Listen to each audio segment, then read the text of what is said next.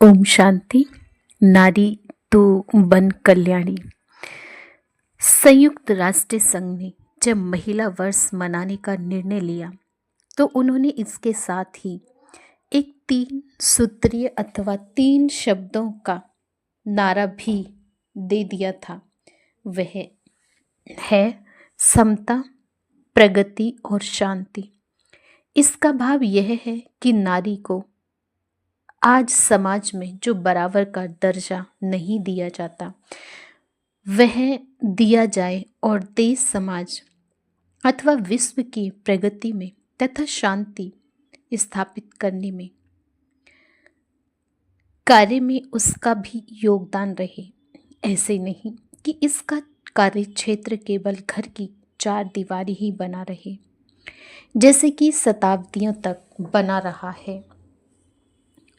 अतः हम इन तीनों सूत्रों को बारी बारी लेकर विचार करके कि इन द्वारा जो लक्ष्य निर्धारित किया गया उसे कैसा पूरा किया जाए, क्योंकि आज के समय की यही आवश्यकता है कि उसके लिए क्या प्रैक्टिकल कदम उठाए जाएं।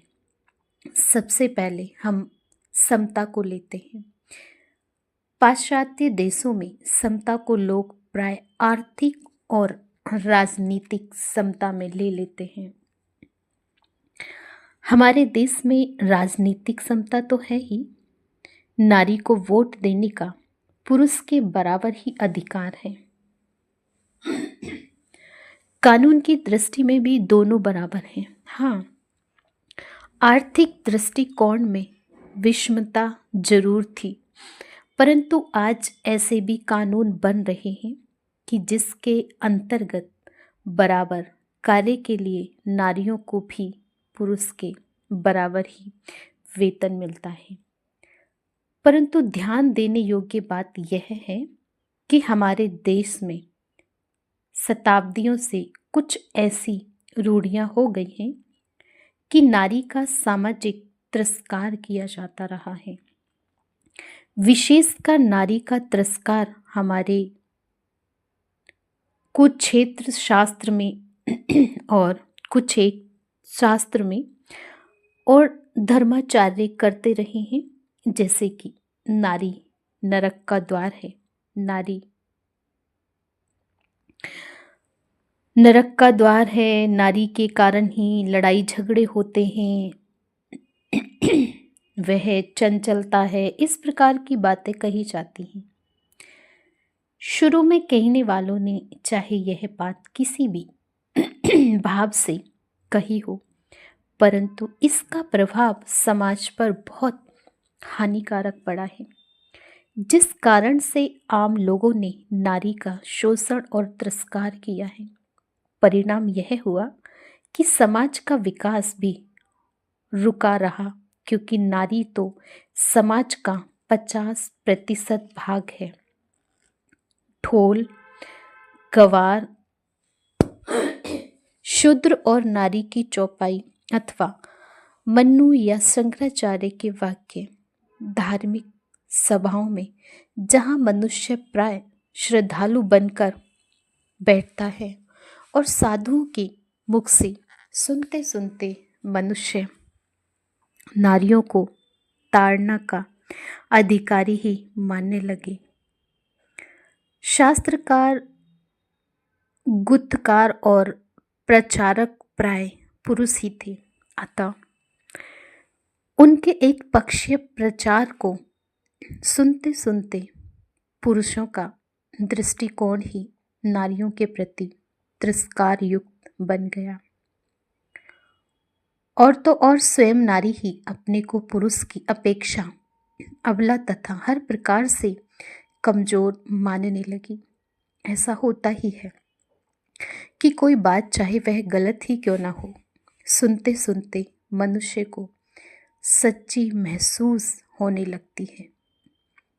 एक बार एक डॉक्टर तथा मनोवैज्ञानिकों ने एक तजुर्बा करने के लिए एक नाटक रचा था। एक रोगी जब अपना फोड़ा दिखा रहा था तो डॉक्टरों ने उसे कहा कि यह तो बहुत ही खतरनाक है। यदि आपने आज ही इसका ऑपरेशन नहीं कराया तो कल क्या होगा हमें नहीं पता। इस प्रकार उस रोगी को ऑपरेशन के लिए तैयार करके ऑपरेशन थिएटर में बेहोश कर दिया। उसे थोड़ा सा स्क्रैच देकर काफ़ी लंबी चौड़ी पट्टी बांध दी, जिससे मरीज समझे बहुत बड़ा ऑपरेशन हुआ है।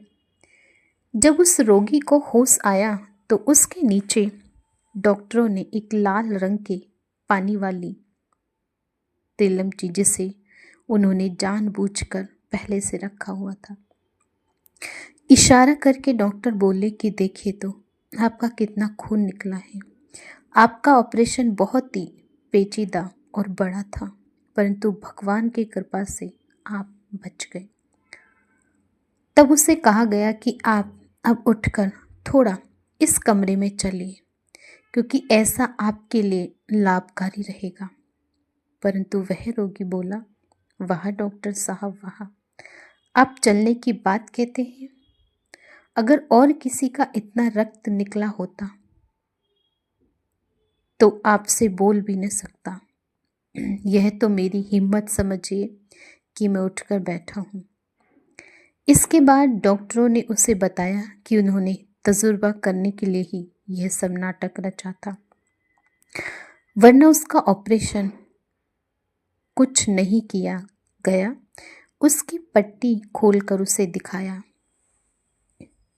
तब वह रोगी उठकर वहां से घर की ओर भागा और जाते समय डॉक्टर को डांट कर बोला कि ऐसा खतरनाक नाटक फिर मत करना, वरना किसी की जान चली जाएगी। मैं तो मजबूत आदमी था, इसलिए बच निकला। तो देखिए, विश्वास पात्र की गलत बात पर भी जब मनुष्य विश्वास कर लेता है तो उसका क्या हाल होता है। यही हाल हमारी बहनों और माताओं का हुआ। जन्म से ही सुनते आने से कि नारी तो अबला है, इसकी तो अकल ही बाएं पांव की एड़ी में होती है, नारी तो सारे भेद बता देती है। नारी भी स्वयं को ऐसे ही मानने लगी। इसके कारण ही सबसे बुरा प्रभाव नारी समाज पर पड़ा। इस बात की तो खुशी है कि आज नारियों का यह भ्रम तो टूटने लगा है। पुरुष भी आज मानते हैं कि उसने यह गलत काम किया है। इस गलत प्रचार से उसने अपने ही समाज को पिछड़ा हुआ बनाया है। परंतु केवल ऐसा मान लेने से समस्या हल नहीं होती। अतः नारी के लिए यह जरूरी है कि वह स्वयं को अबला मानने के बजाय शक्ति स्वरूपा माने और स्वयं में रहे। वहाँ पुरुष के लिए जरूरी है कि वह भी नारी के प्रति तिरस्कार का व्यवहार तथा भोग्य का दृष्टिकोण छोड़े। आप देखते हैं कि नारी को विषय की गुड़िया मानकर ही तो पुरुष उससे व्यवहार करता है। यही बात चलचित्रों में है। यही व्यापारिक नारी के शरीर का अभद्र प्रदर्शन करके पुरुष बिकाऊ पदार्थों का प्रचार करता है। यही नॉवलों में और उनके मुख्य पृष्ठों पर छपे चित्रों में होता है। अतः जो सबसे बड़ी आवश्यकता है कि पुरुष का नारी के प्रति दृष्टिकोण बदल जाए और नारी का भी अपने प्रति दृष्टिकोण बदल जाए, वरना वह भी स्वयं को शो पीस की गुड़िया की तरह सजाती बनाती है। वह भी स्वयं को पुरुष का एक खिलौना मानकर चलती है। परिणाम यह है कि नारी से छेड़छाड़ होती, अभद्र व्यवहार होता, फिर देश की प्रगति क्या होगी? नैतिक पतन होता है। समाज भी विषय विकारों की गर्त में गिरता है। अतः जरूरत इस बात की है कि सही दृष्टिकोण दिया जाए तभी यह दहेज की कुप्रथा, जो कि नारी के मूल्यांकन के तुल्य ही है। अब प्रश्न यह है कि यह दृष्टिकोण बदलने और समता लाने के लिए प्रैक्टिकल कदम क्या है। जब इस प्रकार की उसकी मनोमलिनता का पर्दा हटेगा और सात्विक दृष्टिकोण बनेगा, तब यह समझ में आएगा कि नारी का भी समाज में कम महत्व नहीं है। वह जो घर का कार्य करती है वह अपनी जगह अत्यंत महत्वपूर्ण है। वह मनुष्य के मानसिक और शारीरिक आवश्यकताओं के लिए उतना ही जरूरी है जितना कि पुरुषों के लिए धन, जिसे वह दिन भर मेहनत करके कमा के लाता है। यदि वह घर के कार्य के महत्व को समझे तो आर्थिक एवं सामाजिक दृष्टिकोण से कभी भी नारी का तिरस्कार नहीं करेगा। आज मनोवैज्ञानिकों का तथा शरीर विज्ञान के विशेषज्ञों ने भी अपने अनुसंधान कार्य से स्पष्ट कर दिया है कि नारी मानसिक अथवा शारीरिक दृष्टि से अनेक प्रकार की विशेष योग्यताएं रखती है, जिसके कारण उसको अबला कहना गलत है। अतः आज सबसे बड़ी आवश्यकता नर और नारी को ऐसी शिक्षा देने की है। निसंदेह कानून कदम का तो अपना महत्व है ही, परंतु हमारा महत्व यह है कि आध्यात्मिक शिक्षा ही इसके लिए मात्र साधन है। देही दृष्टि पर ही कोई नारी को अबला कहता तो कोई उसे भोगी की दृष्टि से देखता, परंतु जब दोनों परस्पर आत्मा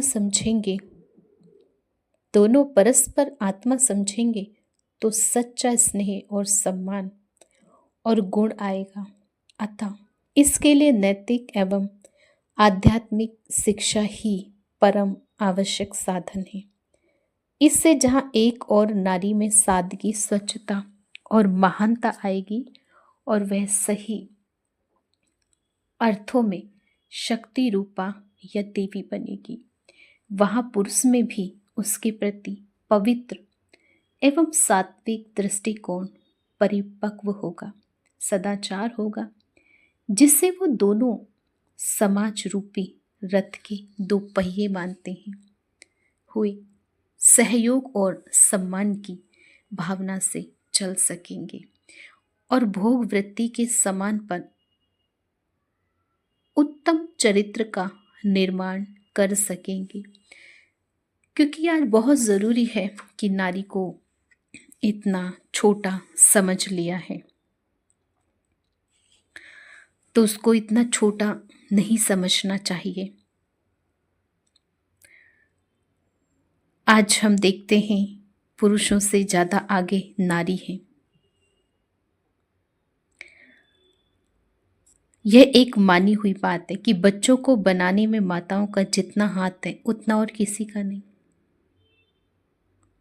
माताएं ना हो, नारी ना हो तो बच्चे कहाँ से बनेंगे, कहाँ से उनकी शिक्षा होगी। माता वास्तव में निर्माता है, घर की धुरी है जिस पर समाज की प्रगति का पहिया घूमता है। अतः यदि बच्चों रूपी समाज की नींव प्रगति पर होगी तो निश्चय ही समाज प्रगति करेगा। वरना आप देख रहे हैं कि आज प्रगतिशील देशों में युवक और युवतियां शराब, अफीम, गांजा, हीरोइन, कैफीन आदि नशे का शिकार होकर अपना जीवन बर्बादी की ओर ले जा रहे हैं। दूसरी ओर वासना भोग की आग समाज को जला रही है। नैतिक मूल्य टूटते जा रहे हैं। पारिवारिक स्नेह क्षीण होता जा रहा है। अर्थ ही की प्रधानता होने से मनुष्य शांति खो बैठा। निसंदेह आज बड़े बड़े वैज्ञानिक हैं, परंतु उन पर कोई नैतिक अथवा आध्यात्मिक अंकुश न होने से वे एटम बॉम्ब जैसी प्रलयकारी चीजें बना रही हैं। महिलाएं यदि बच्चों को बाल्यकाल से ही श्रेष्ठ संस्कारों से सिंचन करें, उन्हें प्यार पर्याप्त समय दे, महत्व दे, तो समाज का निर्माण एवं प्रगति होगी ही, एवं विश्व विनाश की ओर नहीं शांति की ओर अग्रसर होगा। तो इन्हीं शुभकामनाओं के साथ हम आपको ये बताना चाहते हैं कि नारी एक शक्ति रूपा है, अबला नहीं, कमज़ोर नहीं। ओम शांति।